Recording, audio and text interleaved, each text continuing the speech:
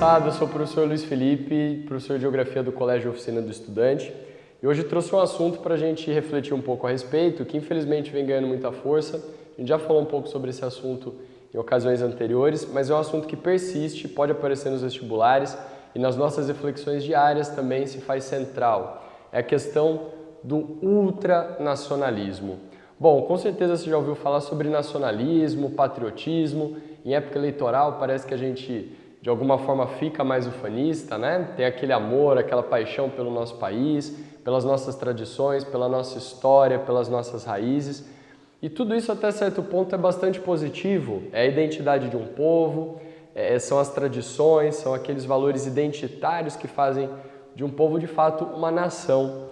O problema é que em algum momento, quando esse nacionalismo, essa exaltação dos valores nacionais acabam rompendo o limite do bom senso, isso pode virar uma coisa exagerada. E como todo exagero, o ultranacionalismo é ruim. O ultranacionalismo ganhou muita força na Europa. A gente já tem uma história lamentável de episódios de ultranacionalismo ganhando força. O caso do fascismo na Itália, de Mussolini, o nazismo na Alemanha de Hitler. São exemplos muito graves de como esse ódio por outros povos, maior do que esse amor e admiração pelo próprio povo, podem trazer resultados catastróficos em todos os âmbitos e culminar em extermínios e genocídios, como a gente presenciou lamentavelmente durante o Holocausto na Segunda Guerra Mundial. Essa tendência ultranacionalista ela tem ganhado muita força nos últimos anos e na Europa ela voltou a se recrudescer, especialmente por uma questão econômica. Por isso é tão importante fazer essa ligação entre os fatores históricos, econômicos, políticos e sociais. A Europa, que na Revolução Industrial era grande liderança no processo de inovação tecnológica, começou um processo de industrialização lá no século XIX, que se expande no século XX, inclusive para os Estados Unidos, não só na Alemanha, na França e no Reino Unido, na Europa, em outros países também, e na Ásia, especialmente ali no Japão. Eram centros de produção industrial, eram centros de controle político do mundo naquela época.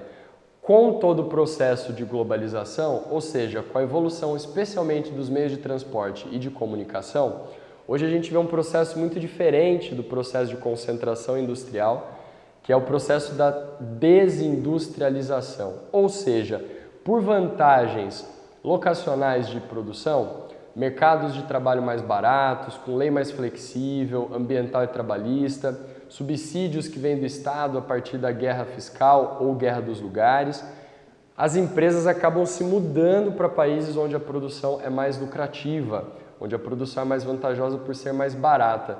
Com isso, esses países centrais, especialmente na Europa, começaram a enfrentar uma onda muito grave de desemprego e a população a partir daí já começou a ficar um pouco relutante com essa questão da globalização, do rompimento das fronteiras e essa ideia neoliberal da construção de uma rede global de relações econômicas.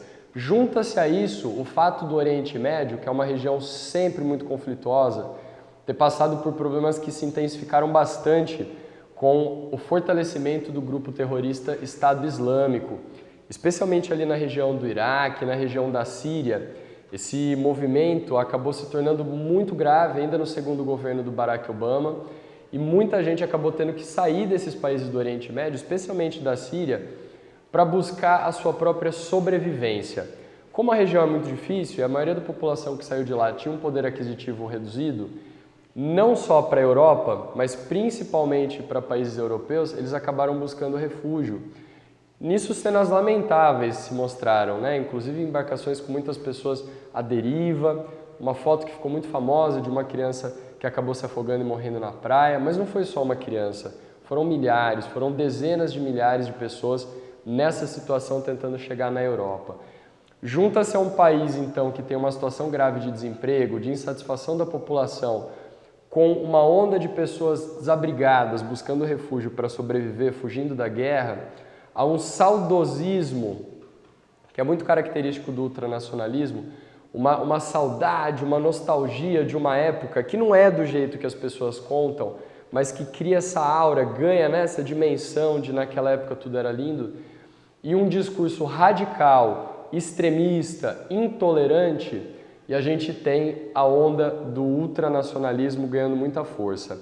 Não só na Europa, também nos Estados Unidos, esse discurso do Donald Trump, America First, que coloca, né, o país no centro das decisões econômicas, políticas e sociais, mas não só isso, acaba discriminando, por exemplo, os latinos, acaba taxando essas pessoas que vão para o país em busca de oportunidades de vida como pessoas ruins, como parasitas, como estupradores, como terroristas, nas próprias palavras do então presidente dos Estados Unidos.